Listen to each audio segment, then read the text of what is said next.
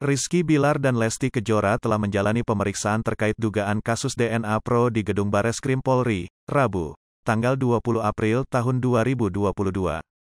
Hampir 5 jam keduanya diperiksa sebagai saksi atas dugaan kasus DNA Pro. Bilar dan Lesti diketahui telah menerima uang dalam satu koper besar yang diduga senilai 1 miliar rupiah dari bos DNA Pro. Pasangan yang menikah pada tanggal 19 Agustus tahun 2021 ini mengaku diberikan 19 pertanyaan oleh tim penyidik Bareskrim Polri. Hari ini agendanya adalah kami telah menyerahkan semuanya. Tadi ada 19 pertanyaan yang sudah dijawab, kata Sandi Arifin di Bareskrim Polri, Rabu, tanggal 20 April tahun 2022, malam. Bilar juga mengakui nominal uang yang diberikan bos DNA Pro sebesar 1 miliar rupiah. Iya benar 1 miliar rupiah, ungkap Bilar. Lebih lanjut ia telah mengembalikan jumlah total dari pemberian Stephen Richard ke Bareskrim Polri. Kami kembalikan full, karena khusus anak jadi kami tidak pernah sentuh sama sekali, tutur Rizky Bilar. Untuk diketahui, sebanyak 122 orang mengaku menjadi korban dari robot trading DNA Pro. Merasa dirugikan, para korban melaporkan investasi bodong tersebut ke Bareskrim Polri pada Senin, tanggal 28 Maret tahun 2022.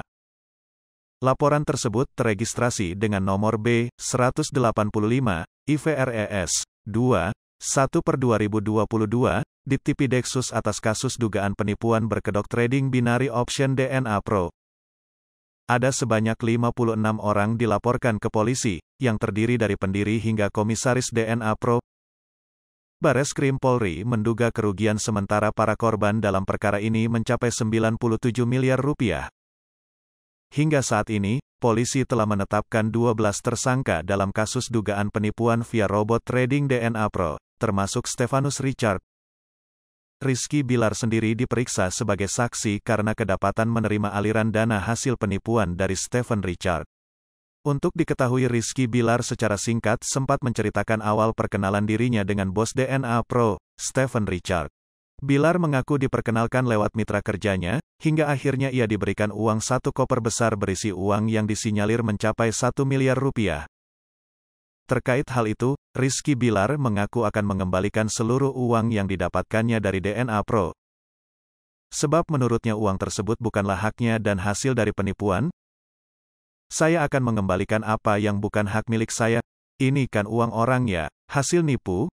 Pasti tidak akan menjadi keberkahan jika saya menerimanya dalam hidup saya, kata Rizky Bilar, saat ditemui di kawasan Jakarta Selatan, Senin, tanggal 18 April tahun 2022. Hai pemirsa Sri Popo TV, jangan lupa komen, like, dan subscribe, serta tonton terus berita-berita